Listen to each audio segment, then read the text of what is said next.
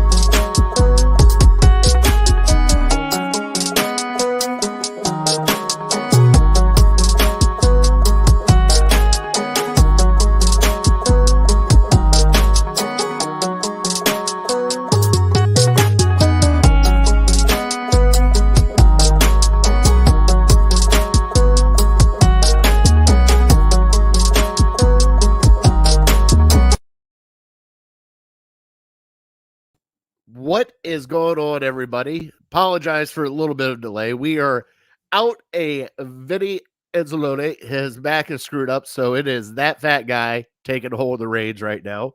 So I just wanted to welcome everybody into another episode of Illegal Ham to the Face. I am that fat guy, Jared Fatty Bates, and I got Big Bri here. Big Bri, what's going on, brother? What's up, man? Oh, not much. Just another day in paradise, right? I don't know about Sunday. Yeah, Sunday's not. Sunday was a very, very bad day. Very bad. We'll get into it here a little later.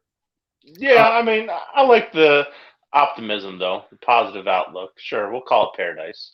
Yeah, sure. We'll yeah, that's what we'll call it. Well, I mean, the trade deadline has come and passed, and there is no Browns players on the move. So a lot of speculations today. If you live in Cleveland, it was kind of a let's just be honest, it was a shit show today. It was speculations everywhere, a lot of hate, a lot of bad stuff, bad juju going on today. So we're going to try to wash that out today. We will talk about the game, which will bring us back to the sad note. But then we got we'll get into here. Let me get into the rundown, Brian. All right, so our rundown today is we got November 2nd. We are going to shout out Harold. We are going to do our shout outs. Great thing is we got no My Cousin Vinny word of the day. Bonus. Thank goodness. Trivia time and crap. I forgot it was my turn for trivia. Brian, do you have an extra one on deck? I do. Let's see. Okay. Yep, I do. Okay, we are going to get into the Browns' horrible loss against the Pittsburgh Steelers. Then we are going to get into Fat Boy. Well, we're going to look ahead to the Bengals this Sunday. Then we're going to get into Fat Boy Tuesday. And I found this article for State's Favorite Snacks, Part 1. So we're going to go through every state's favorite snack. All right, so we are going to go from, what's the first one? Is it Alabama or is it Alaska? Alabama? Alabama, yep. Alabama to Missouri this week. Next week, it will be Mississippi. My states are all messed up. I think it's Mississippi until, the last one. What's the last one? Wyoming? Sure. Utah? Yeah, Wyoming. Nah, Utah. I don't know. I don't know. See, this is why we did not do so well in social studies in junior high. Just look at the list. Google it. List. Come on. Let's see here. Ooh. I'm saying bourbon balls for Kentucky. Oh. Are those like the Buffalo balls? Think so. Thanks for putting me on as a fan. Not a problem, James.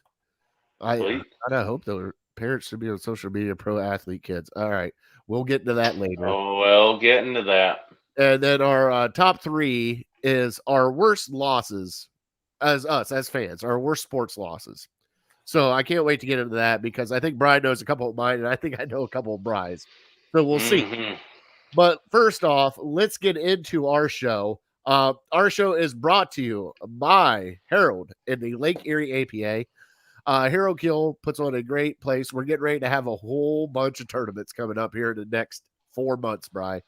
We got cash cups, we got doubles, we got Jack and Jill, we got team captains. Everybody is striving to get to that trip to Vegas. And a couple of teams went to Vegas, and this past week, one team, I believe, finished 39th or 60th out of 1,000 teams. And the other one finished 51st out of 900. So pretty good showing for the Cleveland teams out there. So congratulations to all you guys. Also, if you guys want to sign up and play APA, they got a league for every day of the week. They're even starting a ladies league, Bri. All ladies. Nice. It's ladies night. So if you guys want to come out, get a hold of me, get a hold of us here on Illegal Ham, or get a hold of Harold Keel on Facebook at Lake Erie APA, please. And let's get into some shout-outs. And, Bri, I will go first. Yeah. I got to shout out our boys at Voice of the Land podcast. Kev had a couple of emergencies going on, and I had to guest fill in. And I don't know how they do it. And I even told Kev, like, Kev, I don't know how you do it. After a loss like that, you got to do a show later on that night. I looked at Jay, like, we had nothing to talk about. Like, I didn't even want to talk about the game again. But I guess host Voice of the Land for Kev, because Kev is a very good friend of ours. And, when you're stuck in a position that he was, I was glad to do that for him. I mean, he's family to us. He's been out to multiple live shows, been on our show multiple times. Also, got to shout out, right? We might be having a live show. Hold on for the announcement. But our next live show should be coming up soon, hopefully. Fingers crossed. So here within the next 2 weeks, keep an eye out on our Facebook and our Twitter, and we will make the announcement probably, hopefully next week if I can get it locked in. Also, got to shout out trick-or-treating. My kids. I'll tell you what, those two little bandits, Brian, they got full-size candy bars. Full-size. Really? Yeah. I'm like, the best part of the night, though, is the very first house was our next-door neighbor. Okay? They went up, knocked on the door. They was like, oh, here you go. Put out the bowl. Did not specify how much candy to take. Knowing my heathens, one kid took one piece of candy, said thank you, happy Halloween, and walked down the step, while the other kid took 1, 2, 3. Dude, stop taking candy. Let's go. There's other kids on the street. 4, and then went back for the 5th one until I had to grab.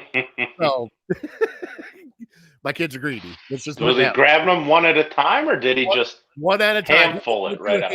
One at a time. Just pulled them out one at savage. And the best thing is I was like, next time look her in the eyes while you're doing it too. Just pull it out and look her in the eyes. Like, what are you gonna do? Are you gonna tell me no? You're gonna tell a kid no? Like when they're shredding cheese on your salad at the Olive Garden, just say when. I'm gonna keep going till you tell me to stop. Yep, and you just stare them down. Just stare them down to see how long they'll actually go. So those are my shout outs. Halloween was a blast. I mean, and also I got to shout out you guys. You guys made the ultimate sacrifice for your facial hair for our Halloween special as the Browns super fans. And I tried to keep character as long as possible. And listening back to it, I have never laughed so hard. We've got so many people laughing about it. Red Leg and a few other people were just losing their mind about our show. And we had the hashtag the Browns going on for a very long time. Even Labatt Blue put out the Browns. So, and Red Leg, there it is. Red Leg, it was great. Nice. So, and so, it was so fun. And you know something? We have been trying to do that show. I've been trying to do that show with you guys for at least a little while. We talked about dressing up like that for Halloween, but to actually do a live show with it was absolutely amazing. So thanks, Brian. All right. Any shout outs this week? The only shout out I can muster is you talking about that kind of jogged my memory that I got a call. So we did the mustache on Tuesday. I kind of liked it. So I kept it around the remainder of the week. Yes, you did. My mustache joke was it was growing on me. So I kept it around till Friday, and I find out like Friday morning ish that I have family pictures for our Christmas card going out that we had to do Friday night. So I thought about keeping it for that, but I ended up shaving it off because I think that was probably the right choice. But we got together at my brother's house to celebrate my mom's birthday. So let me shout out my mom. We had a great time, always, and another year to be thankful for getting together and celebrating. So love you, Mom. Happy birthday. Happy birthday, Ma. And I know she watches the show sometimes, depending She on. did tune in last week. She was talking about and it came up at our family dinner, the favorite SNL episodes. So that's great. so we got a kick out of that. Hopefully she laughed at us because you know something? Oh yeah. The scores weren't even written down for last week. So Good. Burn them. Burn those scores. So the syphilis joke still stuck around. But other than that, Ed in Columbus is chiming in. The Indian script above the scoreboard came down today after 5-year anniversary. Game 7 loss. I thought we were keeping it till the end of the year. That's why I wore my my Indians hat. Nope. They started taking it down today, bud. So we still got some baseball left. We still now have to get ourselves ready for the Cleveland Guardians. Bring it on. Bring it on. Bring it on. And Redleg loved the show. He did. He messaged me because I cannot believe you guys did it. It was absolutely amazing. So, all right. So, shout outs. Are you going to talk about your buddies that you took money from or no? No, because they spotted me a couple pins. It was the first time I went bowling. When was the last time you went bowling? I went bowling for the first time in like 4 or 5 years. And you and I were on the same page. Guess what? I went bowling Saturday with the kids. Really? Nice. And guess what? Those two little turds kicked my ass. Oh, they took your money. With bumpers and everything. Oh, yeah. You bowled with bumpers? I had to because they have bumpers. I was about to do separate lanes. That costs too much money. Forget that. Oh, wow. I got kids.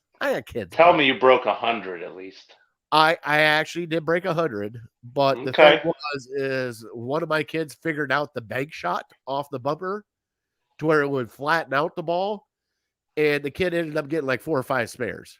8 years old with an 8-pound ball getting 4 or 5 spares. How am I supposed to compete with that? Nice. So, you can't let it happen. You can't. And you know something? I'm all right with that. You want to know why? Because he's still small enough I can beat him at anything else. So I'll keep that up. Yeah, just say once he starts talking too much trash, hey, let's go in the backyard, let's play a little basketball. And tough guy. Redleg roller derby, baby. The Guardians, yeah. What did I hear? They offered them like $8,000 or something. Yeah, did you hear that? Yeah, I did. Come on, man. It's no good. It's no good. Disrespectful. Give them $50,000 or something at least. You would think so, right? Yeah, just to make it go away. Well, Brian, are you ready for some? Yeah. I apologize. I slipped the ball this week. It's supposed to be my turn. I got a trivia for you, but I'm not going to give you the trivia I was going to give you for the next time because I feel like I should give that to you ahead of time because there's 12 answers, like I said last week. Yeah. So I'll just give you one. I just kind of came up with the top of my head. You know, I got to play this out. Yep, you go ahead. We got. I'm sorry. We have stuff we have to do.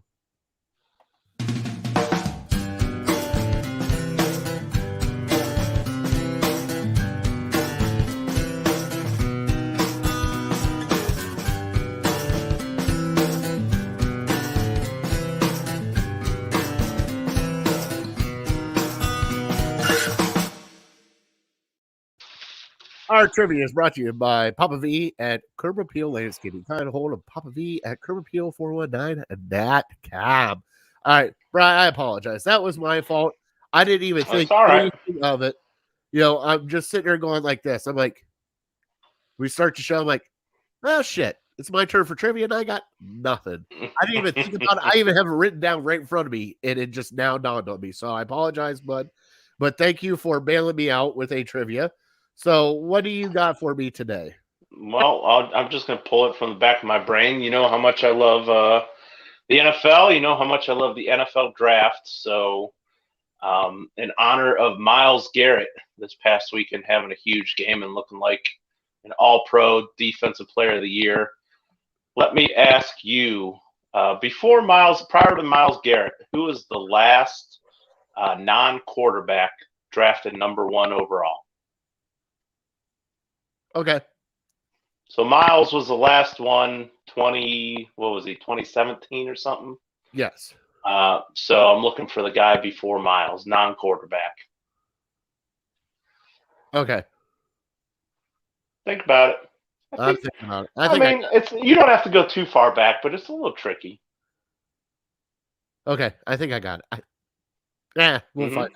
I'm probably going to look like a W on this, but it's okay.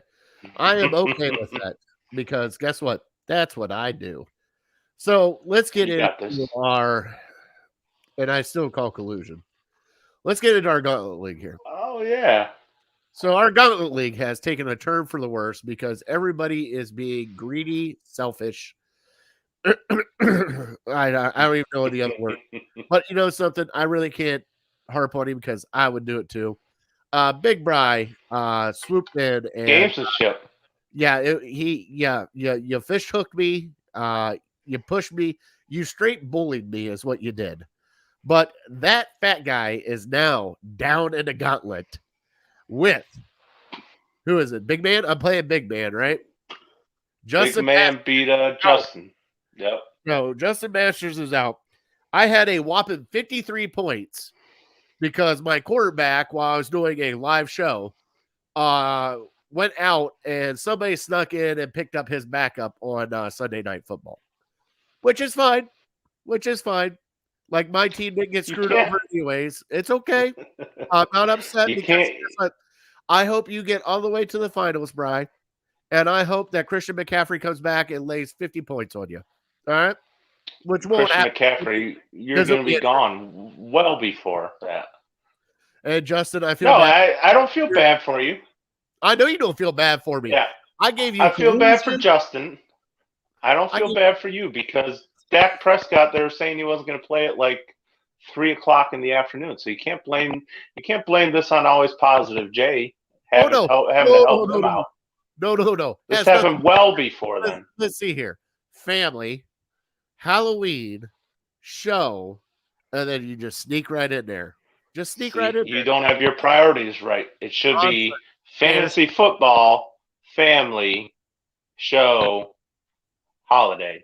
Yep. I mean, hey, you're not all in it. Defense wins championships. You know, so I don't remember that. I'll call Ashley up here in the next couple of weeks and be like, Ashley, Bryce said he really, really wanted to go to the lake and spend a whole day with you without. Hey, because I'm a veteran fantasy football player. You know what I do? Sorry, honey, I got to go use the bathroom and disappear for half an hour to make sure my lineup's set. Not if I break your phone at work. No, it's all right, bud. No, I don't care. It's good because I texted you as soon as it happened. I'm like, you're a dick. That was my exact text. I was waiting for it. I think I picked him up at 4:00, and I was just waiting for my phone to go off. Oh, I forgot. Thanksgiving is coming up. The holiday is Thanksgiving, then holiday before family. Does have a point. We got our Thanksgiving special coming up here soon too, Bri. Don't forget about that. I can't wait. I usually have 3-4 Thanksgiving dinners in about 2 days.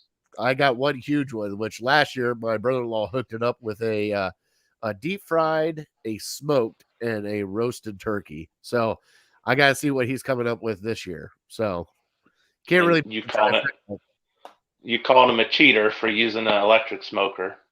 I did, but that's okay. I had to give him crap. All right, as long as it tastes good. And Justin, yes, I saw Justin got his inflatable turkey. Thanksgiving is Justin's favorite day. Okay. Ain't nothing wrong with that. Nope, especially with all the food. So, all right, let's get into our show. So I'm going to go against Big Man in the gauntlet. One of us is going to go out. One of us is going to move on. We'll see how it happens. Everybody else did okay.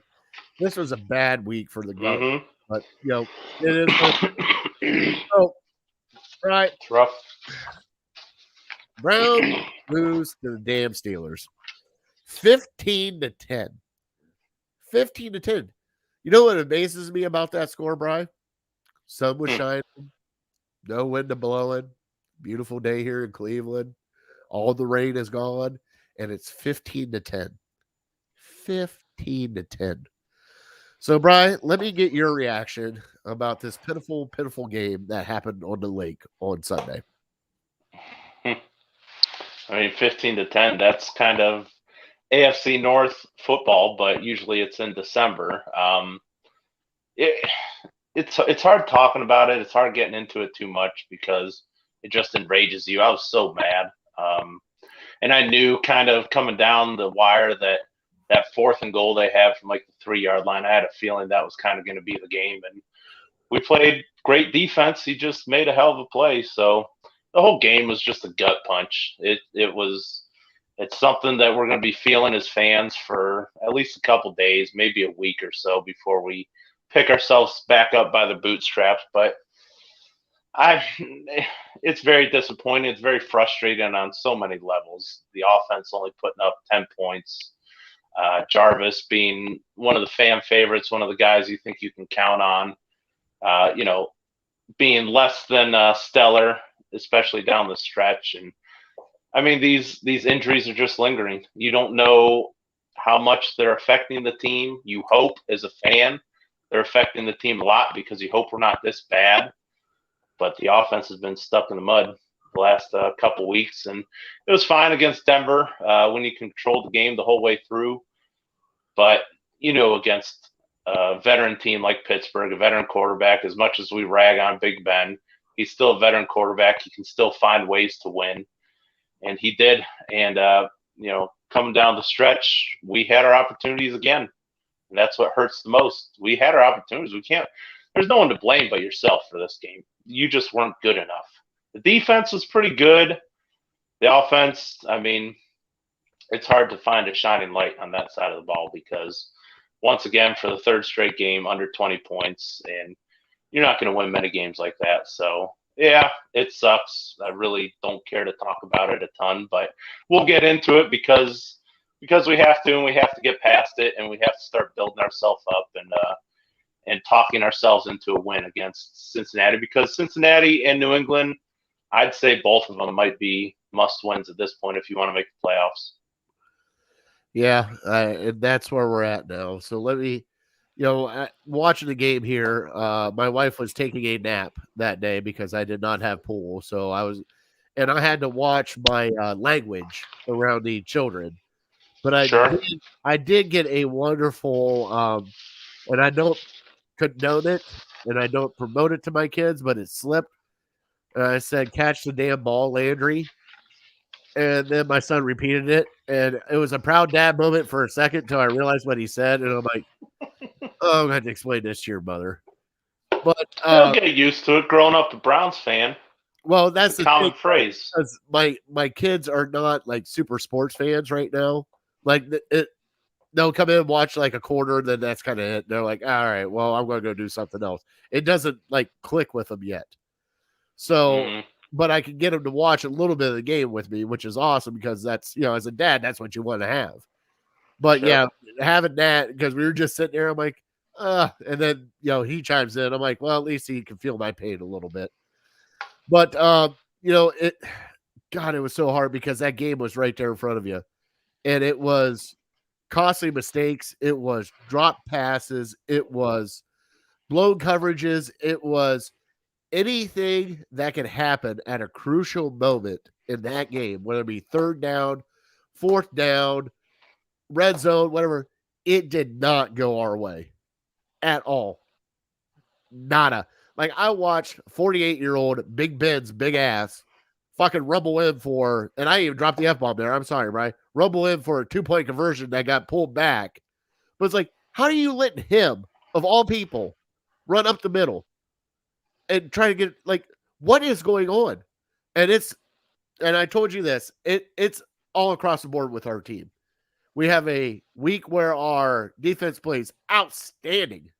Offense, we have a week where our offense shows up and it's like, wow, we can't be stopped. But our defense, why can't we get a complete game with this team? Why can we not get a complete defense an offensive game with this team, Bri. And the first question I'm going to ask you is because we need to know where the hell it's at. What the hell is wrong with our offense? What is going on? They are just, I don't even know how to explain it, Bri. They are not together. Nobody knows what the hell is going on. And every time you catch a pass and start to go for a first down, it's either a holding call or it's just something stupid happens where it's like, all right, well, we got to either take it back or a fumble or just anything. Just can you explain what the hell is going on with the offense, bud? It just looks like we're out of sync. It looks like we're out of rhythm. The passing game is atrocious. Baker made some nice plays. Don't get me wrong. He made some nice throws, but I think I told you yesterday, the more I watch Baker, the more he reminds me a lot of Derek Anderson. And Derek Anderson had a great, probably the best season a Browns quarterback has had since we returned in the last 20 years when he made it to the Pro Bowl. But what did Derek Anderson in was he had a hell of an arm, and he almost trusted his arm too much because he never officially got it down to where he could just throw touch passes.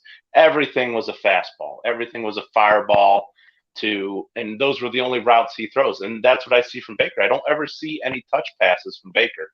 It's always just rear back and fire it as fast as you can. And I don't know, you'd have to ask the receivers if he throws a catchable ball, but man, I keep hoping to see the progression with him, and everyone wants to blame it on the injury, and I'm sure that has something to do with it, but how long of a leash are you going to give him? This team, we don't know if Case Keenum could have won us that game. You'd like to hope he could put up more than 10 points, but I don't know. And it seems like after that first drive of the game, we usually have a good first drive. We got 3 points out of it. It should have been 7.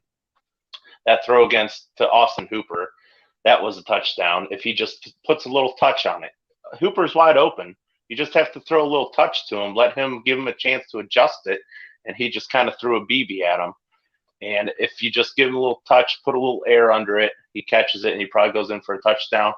And that was on first down. He thought no big deal, but that was the difference between 7 and 3 points. So if you go to the end of the game, if we have 4 more points and we're down 15-14 and we only need a field goal, I had pretty good confidence in our offense that we could get it down in field goal range. Touchdown, maybe that's a different story because we haven't really been able to score touchdowns. But, it's a play very early in the game. It didn't really, set the tone for the game, or it's hard to point to a play on the very first drive as saying that was the difference.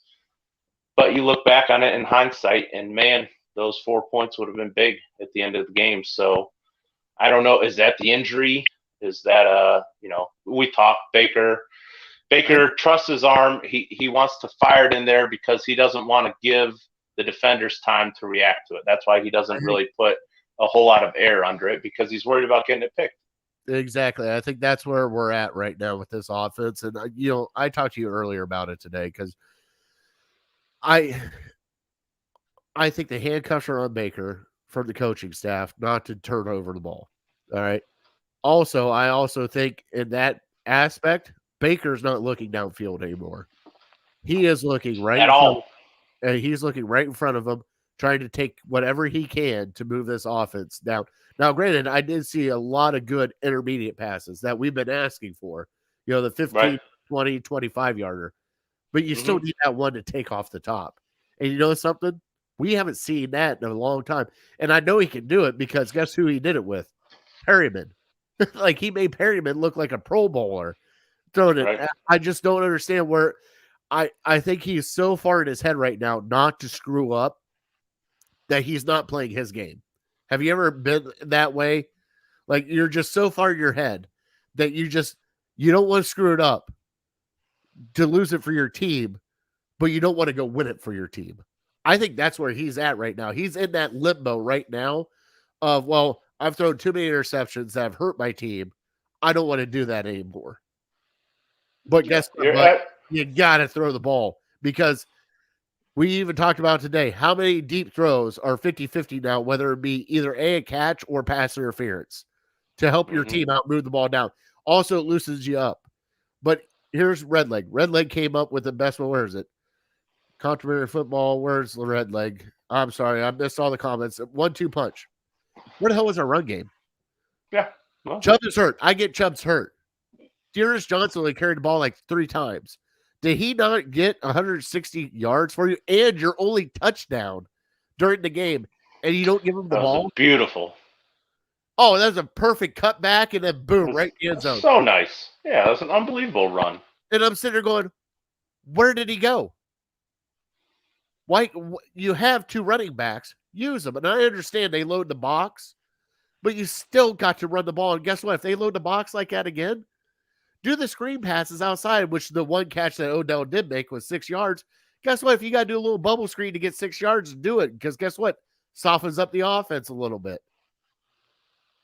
Yeah. And something that's kind of been chapping my ass offensively for the last few weeks, maybe month or so, is our running game is so good. And we like to run the ball a lot on first down. And it happened again this week where you get a run. Well, you get a run on first down for 8-9 yards. So you're left with a 2nd and 1, 2nd and 2. That is the perfect opportunity for you to go deep. And we just don't even try it. And I put a lot of blame on Baker, but maybe I should be putting more blame on Stefanski because, it can't just be Baker just wanting to run this play or Baker wanting to look for that guy. Stefanski is the head coach of this team. He needs to tell his if his quarterback can't make those reads himself, he needs to tell his quarterback, hey, this is what we're doing here. I'm going to call this play and you're going to throw it deep because worst case scenario, we're left with 3rd and 1. And I don't know if Stefanski just doesn't trust his offense enough right now, because if he's afraid of a 3rd and 1, we went for 4th and 1 one time, but the second time we had 4th down, we didn't go for it. You don't want to know what happened on that 4th and 1? Where's your meat of the offensive line at? Where's your best players at? Batonio, up the gut, Treader, up the gut, Teller. You know what you did? A zone run to the outside. I would have told Chubb, handed him the ball, and said, I want to see a cleat mark go up Treader's ass as you get the first down. Mm-hmm. What are they doing? It seems like we run these like especially that fourth and 1, it was like we need quick hitting run plays on 4th and 1 because they know you're going to run it. We know you're going to run it.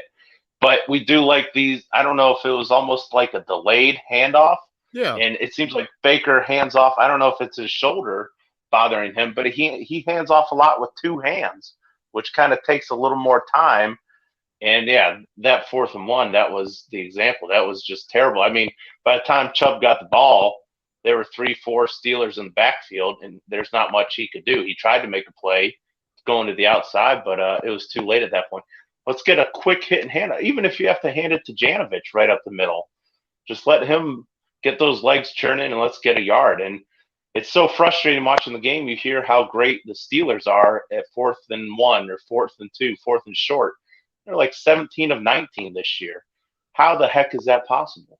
Their offensive line is half the offensive line that we are, and they can pick up those short yardage plays, but we can't. So that was disappointing to hear. And, it does seem like Stefanski has lost confidence in the offense, where he's not being as aggressive as he once was. And who knows why that is? Maybe he knows the story behind Baker's health, or, our receivers just aren't getting open, or Chubb's just not feeling good. But whatever it is, you got a couple days to fix it because we can't have another performance like that. We had another one chime in.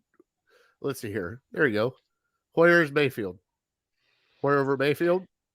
Nick, you know I love Hoyer. This I don't know if I would go that far. I love Hoyer. And I'm not saying for sure that Baker's better than Hoyer, but I was thinking the other day, how would this city feel about Baker Mayfield if he was a third-round pick? If he wasn't Heisman Trophy winner, if he wasn't first overall pick, if we just graded him based on his play? Because I understand you're the first overall pick. You deserve a year or two to kind of settle in and get into a good rhythm. Year 4, it shouldn't matter whether you're a first-round pick, a sixth-round pick, a third-round pick, whatever. You should just be judged based on what you do on the field. And so that's why I compare him kind of to Derek Anderson. Derek Anderson had a short leash. He had the Pro Bowl year. He came back the following year, and he wasn't great. He wasn't terrible, but he wasn't great. And then after that, he was out of here. So, I understand Baker has a ton of potential, but it's just frustrating. I keep hearing about this offense, about how it should be great, but it looks like we only limit our superstars in this offense. We should be one of the best offenses in the league, and we struggle to put up 15 points. Well, here, you guys say hi to Mom. Mom chimed in. She even said hi to Bry, too. She goes, hi, Bry, too. Red leg, with Schwartz, they're expecting Schwartz to take the top off. I get it. Schwartz is messed up. But here's 2 glaring comments in our comments. And I thank you guys for commenting, because I just changed the show with these 2 comments right here. First off, Stefanski always saying I need to do a better job. Sounds like Hugh Jackson saying I need to look at the tape. Well, if you need to do a better job, do a better job. And Justin Masters, at what point do we start asking if it's Stefanski? Sure. Now, the reason why this is a great question, last year we had COVID. The only thing they could focus on was football. There was no off-field distractions.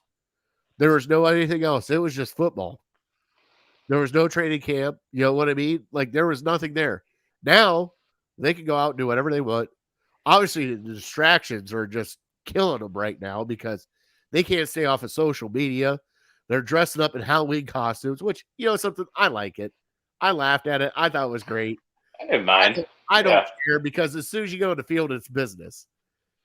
But people were tearing down Myles Garrett because he wore a costume, which, okay, if you lose, I understand that.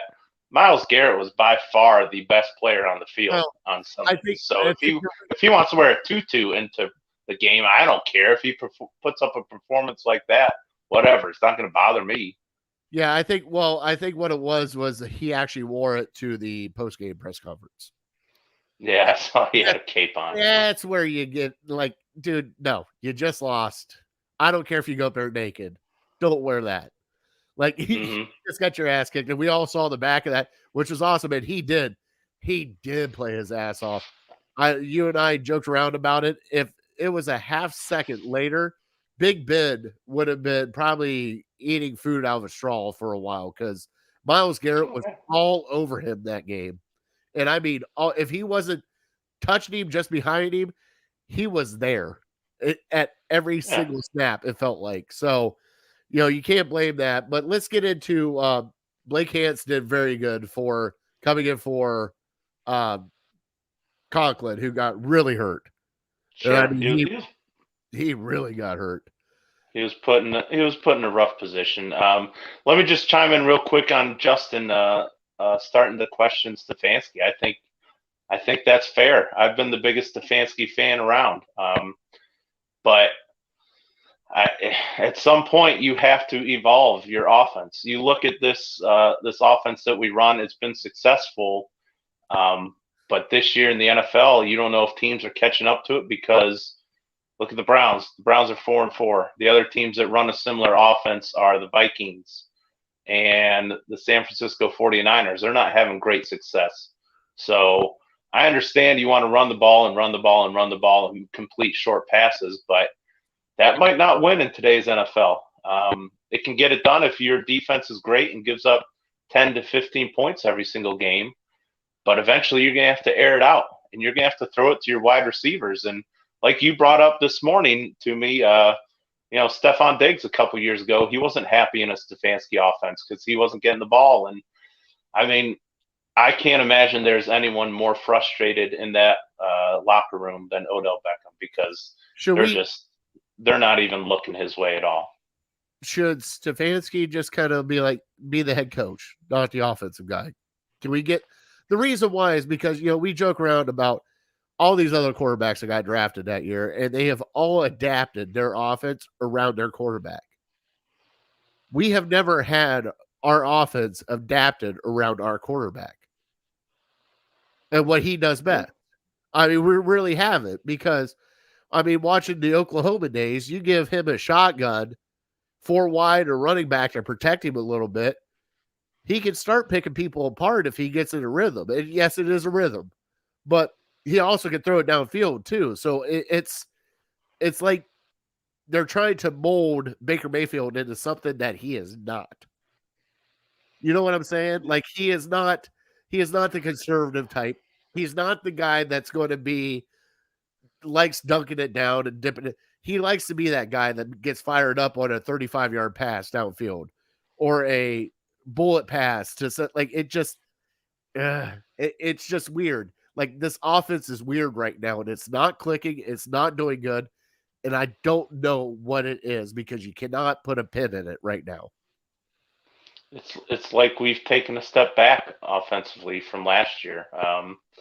Remember last year, the Tennessee game, the Dallas game, where we were ultra aggressive, throwing the ball downfield, throwing the ball to get a lead, and then running it out.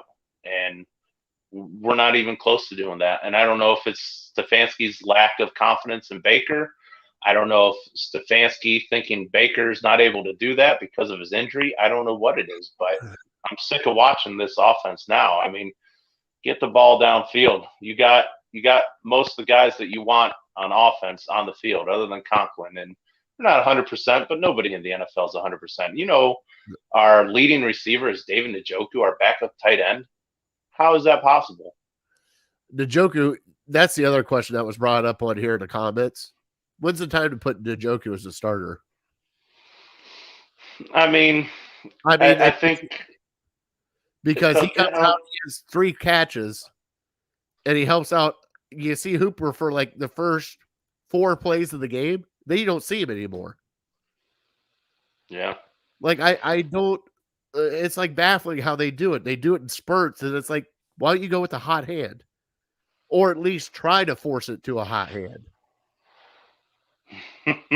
You know what I mean? Like I don't. It's so weird, Bri. We talked about how good Myles Garrett did. The defense did show up. They held the Steelers to 15 points. Situational though, defensive wise, when you're giving up 3rd and 9s, 3rd and 10s, 3rd and 11s, and you're playing this soft ass zone with no, like, I expected them to play man press the entire time. I did not see that once. I watched them drop back in the zone, and I'm going, what are you doing? Big Ben is going to pick you apart if you play zone. And guess what he did? Short little passes that picked you apart when you played zone. If you play man press, guess what? That millisecond gives Myles Garrett enough time to get in there. It was hard to watch at times. I mean, Greedy Williams, there were, I think, a couple of 3rd downs where Greedy Williams is playing 10 yards off his receiver. The receiver just runs an up comeback to the sidelines, and he catches it, and Greedy is not 5 yards within him. I don't know if that's the scheme or what it is, but man, it's hard to watch. It really can't crap on the defense too much. You want to because they gave up a play here and a play there. You can't expect them to pitch shutouts. I mean, what did I hear? What were they saying during the broadcast? That the defense is 2nd overall in yards allowed, like 2nd against the rush and 7th against the pass. Yeah. So you got a top 10 defense. You got a number 1 running game in the NFL. If something just has to give with this passing game, something, I don't know.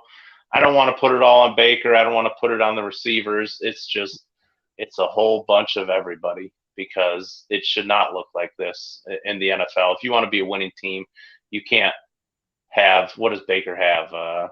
5 touchdown passes in 7 games or something. 6 touchdowns, 3 interceptions. That's your start.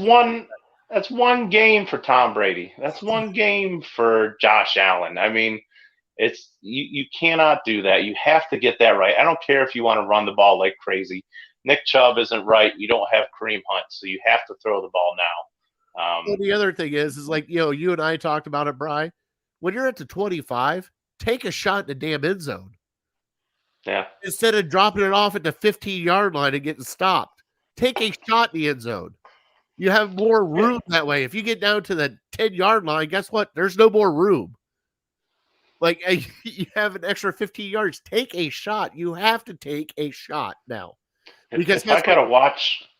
Their backs if I got to. Right? I know. In watching again this week, it was.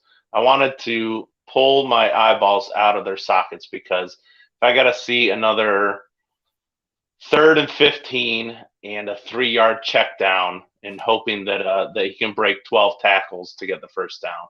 How frustrating is that? Take a chance. I know exactly what you're talking about. Right. Throw it up 50 yards down the field. Hope you get, like you said, a pass interference or something. If you don't, if they pick it off, so what? That's like a punt anyways. So, or at least a 10-yard pass. Not a check down. At least something like. All right. We're getting here. All right, so the trade deadline has come and passed. There's nothing that happens. Yep. All right. We are going up against the Northern Kentucky Bengals here coming up. And yes, I wrote it because that's what they are. They are the Northern Kentucky Bengals. You know something, Brian? Do you want to do scores for the Northern Kentucky Bengals and get into Fat Boy Tuesday? Yeah, that's fine. Well, we still have our ham and illegal ham. So let's get the scores down. I didn't give Vinny a score yet. Which, hold on. Nope. We're going to go 24-17 because that's his normal score, right? 27-24. Is it 27-24? Because I got 27. Hold on. 27-24. All right. So Vinny is going to have 27-24. What are you going to pick? I mean, he's got to take a chance. He's got to take a chance to get back in it, right? Well, he might not be taking much of a chance. I'm going with the Bengals 24-17. Woo! It breaks my heart to pick the Browns, and this is a game the Browns should win. But the Browns have had 3 games they should have won over the last month, and they just crap down their legs. So I don't know. It's hard for me to have confidence in them. It's hard for me to have confidence in us getting a touchdown when we need it at the end of the game. So till I see it, I can't pick it. All right. Oh, wow. Justin. No. 34-21 Bengals. They've been playing really good. Yeah, I'm with you.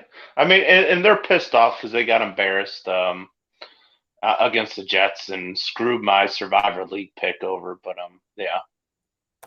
I'm torn, Bri, because I could take a lead if I pick Cleveland. I know. Hey, go with your heart. You know something?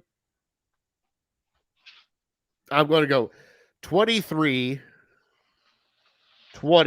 Browns with a last-second field goal. From your lips to God's ears. If we need a field goal, like I said, if we need a field goal at the end of the game, I'm confident in us. If we need a touchdown, at that point in time, it's hard to say it. There have been too many times that we have failed in that opportunity for me to think that we could actually do it. And that's why I said, if we get that touchdown on the first drive with Hooper, it's a different game. If we just need a field goal, I think we could have done it. All right. Cleveland Browns from Ed Columbus, 29-24. And Nick Wallace said after what happened this week and today, getting blown out Saturday, dumpster fire. That's how a lot of Browns fans feel. That gets me really a lot. Let's get into our ham and illegal ham of the game against the Steelers, Brian. Mm-hmm. And you have been taking the ham. You take it. I'm going to take it. And you know something? I'm going to go with Myles Garrett. That guy showed up, balled out, and he was in the backfield. There's so many times that he gets hold, and I know it's low hanging fruit. I'll even give a backup for my ham. Greg Newsome played one hell of a game. Sure. So glad that happened. All right, so Brian, give me your legal ham.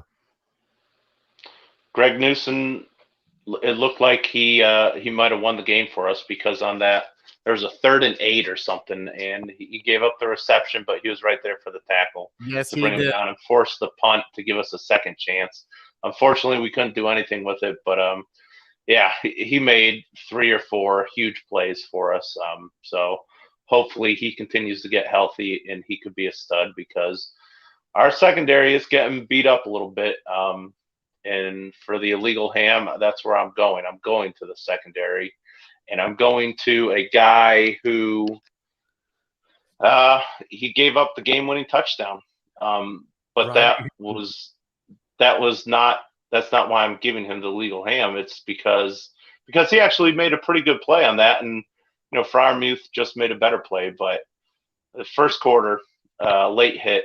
How many dumb plays is Ronnie Harrison going to have before you just sit him down? I know John Johnson was hurt and we needed him there, but man, if I got to see him again make a stupid ass play like that, and I believe it was on 3rd down to where you're celebrating and you're like, all right, we stopped them. Nope, this buffoon comes in and can't help himself, can't control himself because it wasn't even close. I mean, the Baker scramble, yeah, that was a late hit, but that was at least close. This one, I mean, my 89-year-old grandmother can make that, and she has cataracts and 3 eyes. So, Ronnie Harrison, come on, man, you got to do better than that. All right, big fella, you ready to get into Fat Boy Tuesday real quick? Yeah, let's do it. All right, so let me go over here to the brand. And now it's time for Fat Boy Tuesday. Now we're running a little bit behind. So, Brian, if you catch one that catches your ear, let me know. All right, we are going through. We found an article of the states that are defined by their snacks, right?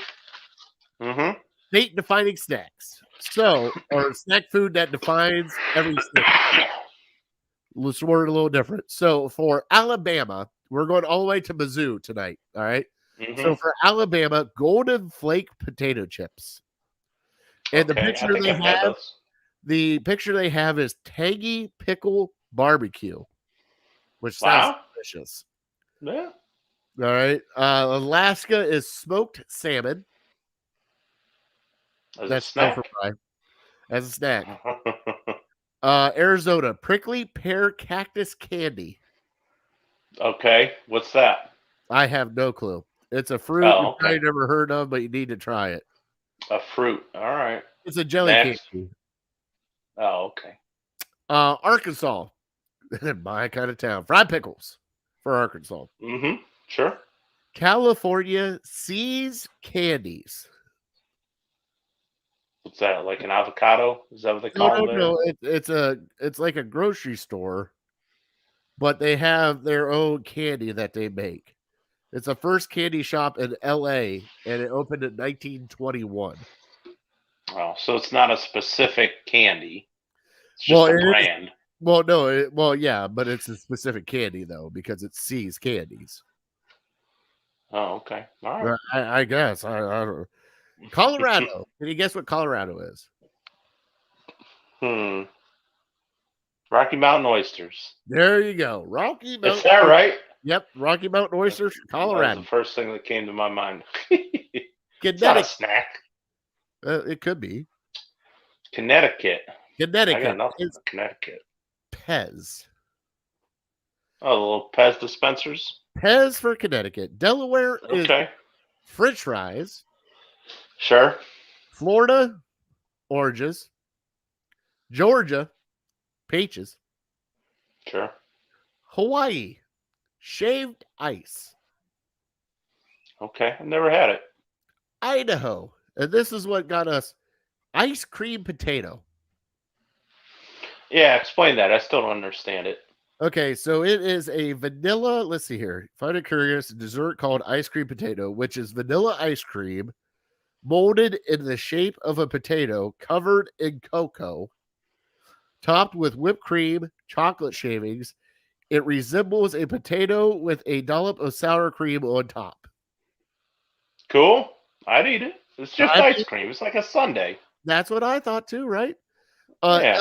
Illinois popcorn. Okay. Indiana sugar cream pie.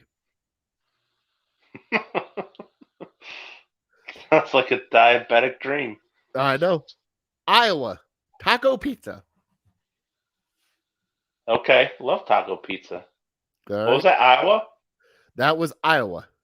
Okay. Kansas fried chicken. Sure. Okay. Kentucky bourbon balls. Oh, is that right? Justin was That's right. Justin's right. Making bourbon All balls. right. What's the description of a bourbon ball? Bourbon ball, head to head, origins, cocktails, bourbon ball, blah, blah, blah, blah, blah, blah, blah. No baked sweets made soaking chopped nuts in bourbon and dipping them in chocolate. Oh, so it's a dessert cookie, kind of. Well, we've had them at okay. work. They're little powdered sugar balls. And he's laughing. Oh, the rum. right What now. are they? Yeah, the rum balls. Rum balls. That Kinda they like do rum. it with bourbon. Yeah. I got you. All right. Let's see here. Louisiana beignets or big gate. I don't even know how to pronounce it. Beignets. Beignets. There it is. Right. Made whoopie pies. Yeah, I love whoopie pies. All right. We are into Maryland. Utz, the crab chip potato chips. Never have seen them. I've never had them. Have you? I've never had the crab chip. I gotta have the crab I've chip seen now. 'em. Yeah. Massachusetts, Boston cream donuts. Oh yeah, absolutely. Michigan, no pun intended, fudge. Oh fudge. Oh, fudge. Yeah, Minnesota. when you blow a 16-point lead in the second half, that's what you say. Yeah, well, that's what they did in their pants. Minnesota, Pretty much. crisp apple. Okay. Mississippi mud pie. Oh, that looks good. All right. Tell me about it. That is a chocolate custard pie topped with a thick layer of whipped cream, chocolate sauce, and chocolate shavings or nuts. Oh, yeah. Oh, yeah. That's what we're talking about. Sounds like that. That's definitely a Mississippi thing. Oh, this sounds good too. And our last one for tonight for Fat Boy Tuesday, Missouri toasted ravioli. Yeah, that sounds good. A deep fried pillow of pasta, easy to pop in your mouth like a snack. Oh my God, that sounds delicious. It's deep fried raviolis. Yeah. Yeah. Good. Can't go wrong with that. So we will catch up with part 2 of these states next week. But any of those ones kind of like pop, like I kind of want to try the prickly pear just to try it because it's a gummy.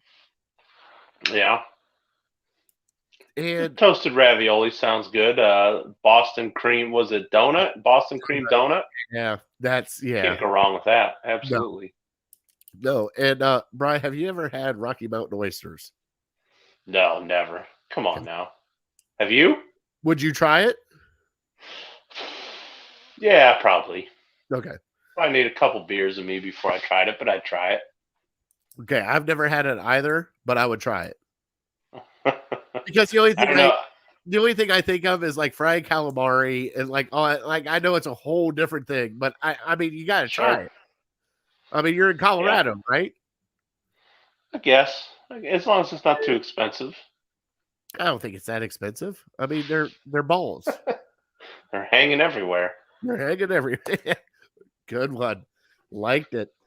All right, let's get into our top 3.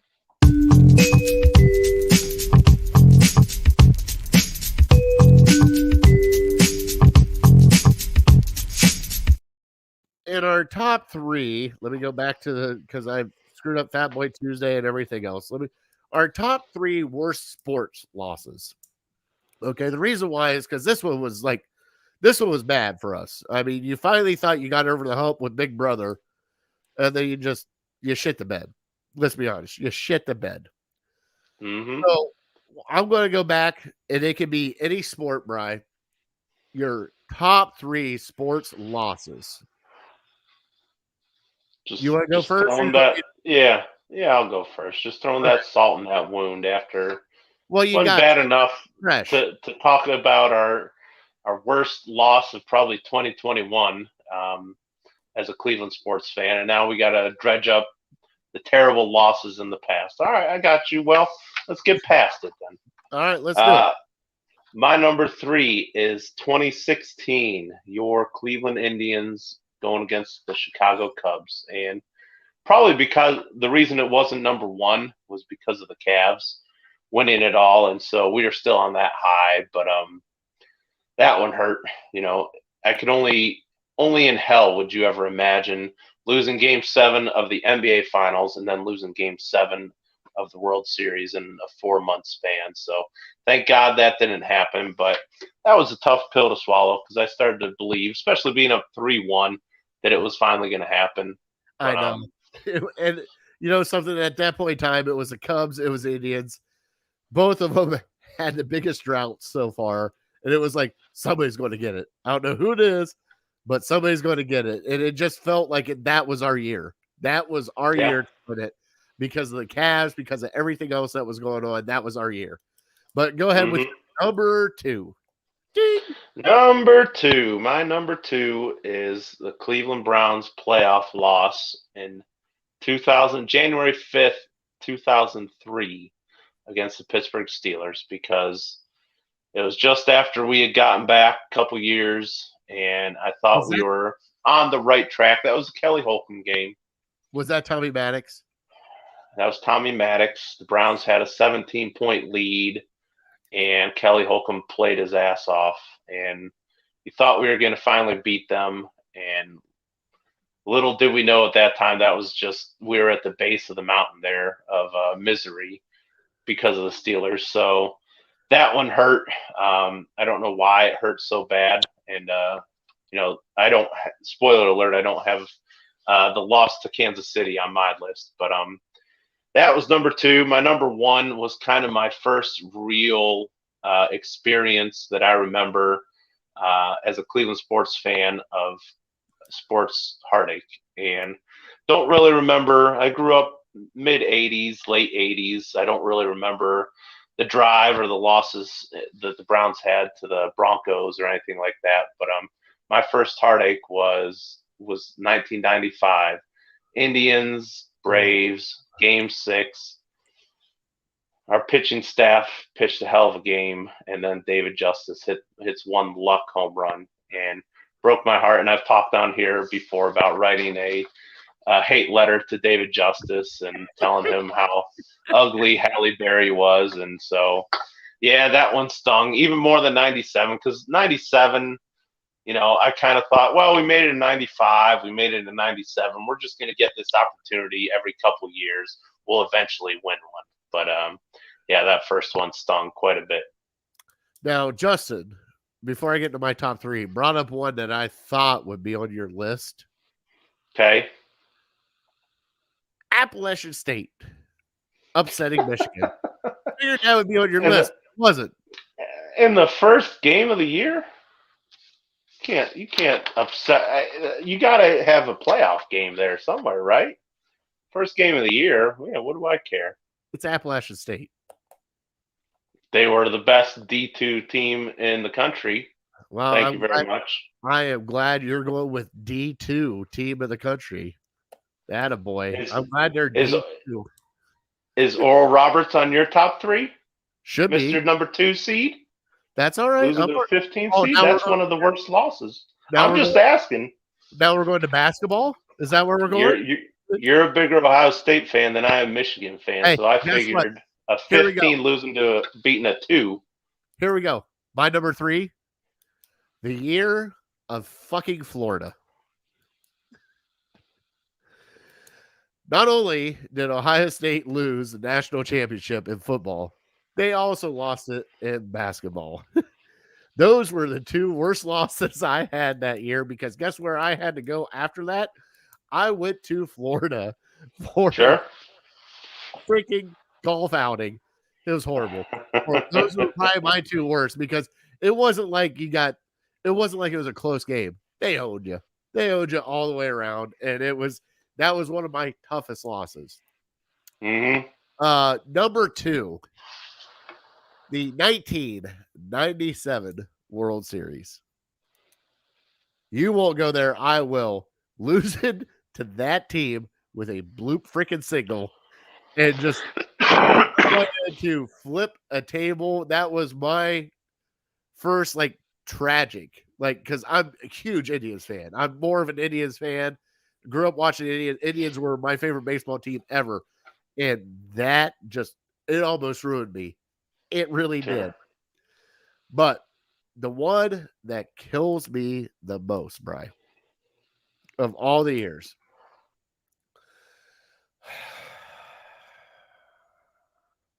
I got to go with that football game against the Pittsburgh Steelers. Which one? 2000, was it 2003? The one that you had as 3. The reason why is I just started getting into my Browns fandom. Started watching Tim Couch, started watching everything else. I'm like, this team sucks. And we get there and it's like, we're there. And then it's a freaking, a shootout from the OK Corral. And I'm going, what is going on? And then I thought they had a chance, Brian. And I'm sitting there just going, I'm 8. What was I? 20. I wasn't even old enough to drink yet when that happened. And I'm sitting there watching it going, they're going to do this. They're going to pull this off. And they're going to win their first playoff game. Awesome, blah, blah, blah. And then, nope, it did not.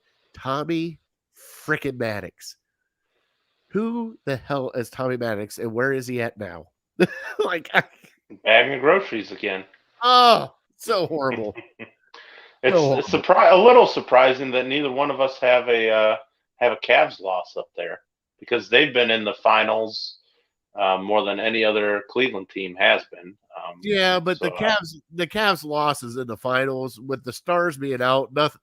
They really didn't hurt me as much. Like you're watching LeBron James with a bunch of scrubs there at the end. Yeah, you knew they weren't going to win the finals there. You're going up against Kevin Durant and everybody else. The first one, you lose Kevin Love and Kyrie, and all you guys won, and you almost, came back and you took them to the woodshed. I think if we had a healthy Kyrie and Kevin Love, I think that would have been. I honestly think we would have had 2 championships out of that whole thing. And that's wherever it goes. But yeah, that's why I didn't have the Cavs in my top because I was thinking about it. Like usually when you think you're going to win or you think you have a better team, that's when it's kind of heartbreaking. I never, other than 2016, we won it all, obviously, but the other years I didn't really think we had the best team. Obviously, when KD got there, it was just unfair. 2015, like you said, Love and Kyrie going down. I almost put that game 1 on my list because we lost it in overtime, and then Kyrie breaks a kneecap. But losing game 1, I don't think is as heartbreaking as losing a game 7 or, in the NFL, a 1-game playoff. Yeah, honorable mention, game 7 of the 2016 World Series. Right. Yeah, Rajay hit that home run, and Cleveland was on fire. And I mean, not a little bit on fire, like all the momentum, everything else, and everybody. I mean, that closer is like the most dominant closer, and he hit a home run off of him to tie the game to get us there. And it was like, this is going to happen. Right. Magical. I know. And it was like, and it just kind of petered out at the end. But I mean, it is what it is. Yeah. I know, Brian. All right, let's get into the trivia real quick. Sure. Best defensive player drafted number 1 overall, correct? Non-quarterback. Mm-hmm. It's got to be a defensive lineman, correct? I think so. I'm starting to second guess my answer, but give me what you have. Well, I mean, it's got to be a defensive lineman, and it was before Myles Garrett, right? Yep.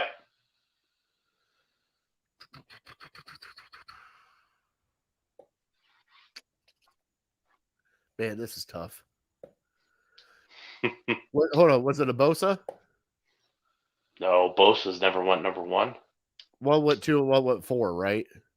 2 and 3, I believe. 2 and 3. Who the hell would be the defensive lineman that went number 1? Brian, I'm drawing a blank, bud. Boy. Boy, you are gonna kick yourself when I tell you this. I probably am. It's not Myles Garrett. Oh, Clowney. It's the other side. Yep. Clowney. Davion Clowney. See, I started second guessing myself because at first I thought it was Eric Fisher for Kansas City, but I think Fisher was 13, and I believe Clowney was 14. So yeah, I think that's the right answer. Unreal. We got them both. Hey, that works. We are here at the end of our show. Thank you guys so much for watching. Thank you everybody for chiming in. Ed Columbus, Red Leg, Nick, Justin, everybody that chimed in. I appreciate it. We are Legal Ham in the Face. Catch us here on Facebook, Twitter, and YouTube every Tuesday at 6 p.m. Please keep an eye out for our next live show. It will be coming up soon. So we got that going on. And my cousin Vinny should be back with us next week. So Paulie and Nick, who keep asking for Vinny, he probably should be back next week. So, Brian, why don't you give him a God bless? Yeah, God bless you. God bless America. We want to thank our troops and our first responders for everything you guys do. Thank you guys so much. I am that fat guy. We are uncorked, unloaded, and we are out. See ya.